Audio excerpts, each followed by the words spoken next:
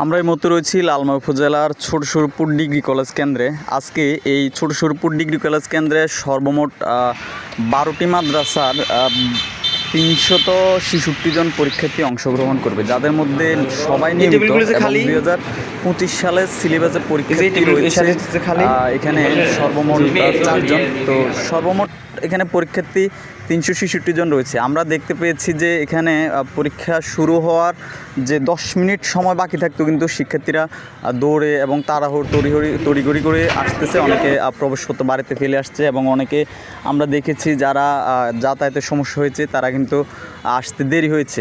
তো ছোট সুরপুর degree college কেন্দ্রে আবার বলে রাখি, এখানে সর্বমোট লালমাই উপজেলার 12টি মাদ্রাসা অংশগ্রহণ করছে এবং এই 12টি মাদ্রাসার সর্বমোট 366 জন পরীক্ষার্থী কিন্তু অংশগ্রহণ করছে। এই ছিল লালমাই উপজেলার ছোট সুরপুর ডিগ্রি কলেজ কেন্দ্র থেকে 2026 সালের দাখিল পরীক্ষার যে নিউজ। আপনাদেরকে আরো একটা জিনিস জানিয়ে রাখি, ছোট সুরপুর ডিগ্রি কলেজ শিক্ষার্থীদের যাতায়াতের অসুবিধা হতো, যার পরিপ্রেক্ষিতে ছোট সুরপুর ডিগ্রি কলেজ যে প্রবেশের যে রাস্তাটি ছিল এটি কিন্তু কাজ চলমান রয়েছে।